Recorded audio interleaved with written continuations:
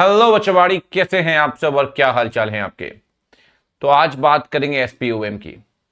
SPOM का exam जो आपने क्रैक करना है सीए फाइनल में। भाई 4 मॉड्यूल हैं, ए बी सी डी, कौन सा मॉड्यूल कैसे कब क्या क्रैक करें।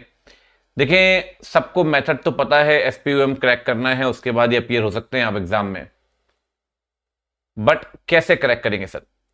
अगर एसपीओएम की बात करें तो पार्ट ए अगर आप देख पा रहे हैं सामने, पार्ट ए जो है, देखिए 4 मॉड्यूल है ए बी सी डी। जो पार्ट ए है ये है कॉर्पोरेट एंड इकोनॉमिक लॉस का। ये वही पेपर जो कभी सीए फाइनल में हुआ करता था। अब आप बोलेंगे सर क्या ये आपके इस यूट्यूब चैनल में मिलेगा? बिल्कुल मिलेगा, मेरे को थोड़ा सा समय आप दें। हम नई वीडियो अमेंडमेंट रिकॉर्ड कर रहे हैं, वो इसमें अपलोड करेंगे बिल्कुल फ्री ऑफ कॉस्ट, कोई दिक्कत नहीं है। तो पार्ट ए है भाई लॉ का, सबसे पहली बात। पार्ट बी जो है वो है भैया एससीएम पीई, जो एससीएम का पेपर कभी हुआ करता था, याद करिए। ठीक है, कॉस्टिंग का बेसिकली वही एससीएम का पेपर यहां पे है। ठीक, तो एससीएम ही बेसिकली पार्ट बी है। अब पार्ट ए और पार्ट बी में इतनी दिक्कत नहीं है।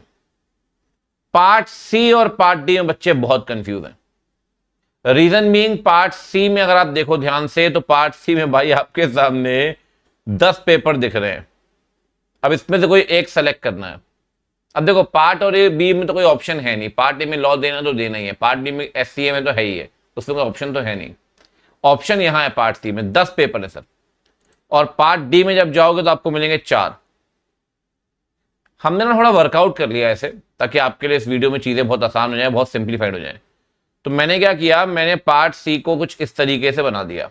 ये वीडियो, ये पीडीएफ आप मेरे Telegram channel crack CA final से डाउनलोड कर सकते हैं। ठीक है, जो सीए फाइनल वाला हमारा टेलीग्राम चैनल, ठीक है, वहां से आप डाउनलोड कर सकते हैं। देखिए, अब हमने पार्ट सी को आप देखोगे ध्यान से तो हमने 10 यूनिट से पहला रिस्क मैनेजमेंट की मुद्दे की बात करेंगे सर।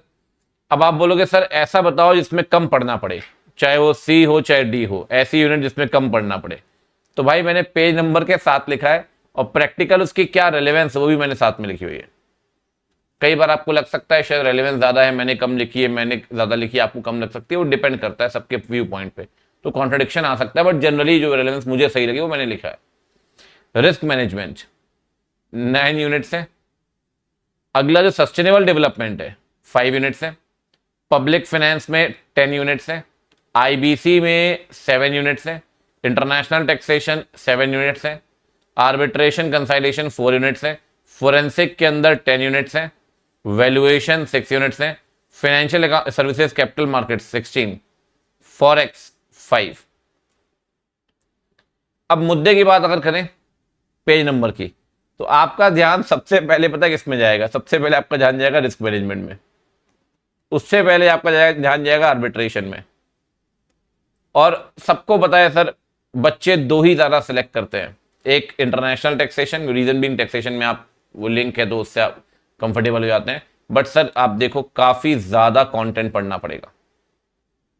कई बार बच्चे ये भी कहते हैं सर इंसॉल्वेंसी बैंक्रप्सी कोड तो हम पार्ट ए के अंदर पढ़ ही रहे हैं लॉ में, तो ये भी दोबारा आ जाता है। कई बार ऐसा होता है, बट सर वहां बहुत कम है, और यहां 365 पेजेस आप देख रहे हो, बहुत ज्यादा है सर आईबीसी। मेरे से आप बोलिए पर्सनली कि क्या पढ़ना चाहिए। अगर आपको सिर्फ कंटेंट कम पढ़ना है, कम कंटेंट में ज्यादा भैया जल्दी जल्दी निपटाओ खत्म करो, तो आर्बिट्रेशन 122 पेज है सर। रेलेवेंस उतना ज्यादा नहीं है, कम ही है, मॉडरेट से भी थोड़ा लो ही आप मान के चलो प्रैक्टिकली, बट पढ़ना बहुत कम है। अगर आप बोलोगे नहीं सर मुझे तो रेलेवेंस हाई चाहिए, तो भैया फिर फॉरेक्स कर लो, वैल्यूएशन कर लो। फॉरेक्स और वैल्यूएशन में इतना कंटेंट भी नहीं है, ये हाई भी है, बट इसकी वीडियोस आपको नहीं मिलेंगी, बहुत कम जगह मिल सकती है। तो सिर्फ अगर फोकस है कि क्रैक करना है, रेलेवेंस गया, गो टू हेल, तो भैया आर्बिट्रेशन की तरफ जाओ, ज्यादा बढ़िया है।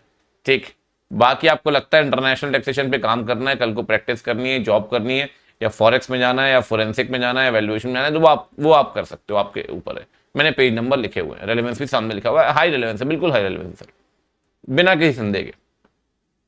अच्छा, दूसरी तरफ ये आईबीसी वगैरह बहुत हैवी है, ठीक है ना, तो थोड़ा कंपैरेटिवली रिस्क मैनेजमेंट भी काफी अच्छा है 139 पेज में, बट मैं आर्बिट्रेशन ही प्रेफर करूंगा। अगर मैं स्टूडेंट होता तो आर्बिट्रेशन ही करता। ठीक, इसका भी वीडियो मैं अपने इस चैनल पे डालूंगा। पार्ट सी में सिर्फ एक ही arbitration. Part D part D जो है इसमें सिर्फ 4 है। कॉन्स्टिट्यूशन ऑफ इंडिया, संविधान की बातें, ये वो, साइकोलॉजी और फिलॉसफी, स्टार्टअप की बात की गई है, डिजिटल इकोसिस्टम की बात की गई है। 4 ही हैं सिर्फ। इसमें ना बच्चे पार्ट डी में मतलब सेट डी में काफी ज्यादा परेशान रहते हैं, सर क्या करें क्या ना करें, मतलब कैसे करें। तो पार्ट डी में आप देखो पेज नंबर के हिसाब से चलो, टू बी वेरी प्रिसाइज, तो या 331 या 260 या 296 या 437। बच्चे कह रहे हैं सबसे पहले इसको कैंसिल करो भाई, 437 को। 296 वाला कह रहे हैं अच्छा लग रहा है देखने में, स्टार्टअप वाला बिल्कुल अच्छा लग रहा है सर, रेलेवेंस भी है, मॉडरेट, हाई तो नहीं बोल सकते लेकिन मॉडरेट तो है। स्टार्टअप में अगर पढ़ते हो करते हो तो काम करते हो तो कल को प्रैक्टिस करते हो, अपनी नई प्रैक्टिस स्टार्ट करो तो बेनिफिट तो मिलता है।